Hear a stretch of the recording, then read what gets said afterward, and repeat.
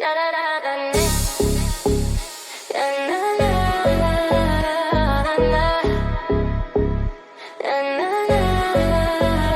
sesi ver. Seni parla. Bu gece bir ad var ama seni anlayır bahar. Benim baharım, saytın ulduzu trendi. Kamera sevirsen eğer kadr senden bəhs edir. Like'lar yağır, şərhlər alışır sen güləndə. Sanki yaz gəlir, səhər açılır elə indi də. Nickin parlayır ekranda, profilin açıq qapını xancamata. Amma mən bilirəm şirin baxışın, filtrlərdən çox real, saf bir nağıl axışın. Benim baharım, ad günüm mübarek. Bu gece dünya senin olsun, yar yaraşır.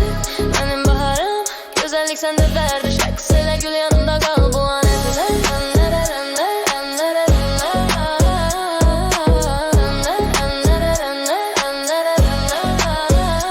Mikrofon məndə, sözüm sadə biraz sərt. Səni qısqanır ama onlar üçün bu çətindir də. Sən güləndə chat partlayıb bildirimin səsi kəsilmir. Saytından gözəl qızı deyəndə hamı təsdiqləyir. Storylərdə şən, realda biraz utancaq. Səni tanıyan anlayar ürəyin nə qədər uşaq. Bu rap sənə hədiyyə, paketdə lent, əvəzi beat. Ritm sənin üçün döyünür ürəyimlə birləşib. Benim baharım, ad günüm mübarek. Bu gece dünya senin olsun, yar yaraşır.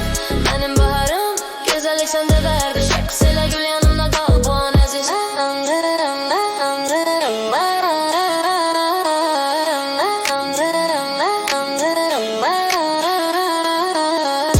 Şamlar yanır, saat 12, vaxt dayanarım. Sen gül baharım, dünya baxır, mən isə pıçıldayıram qulağına. Sən azdır bu alqışlar.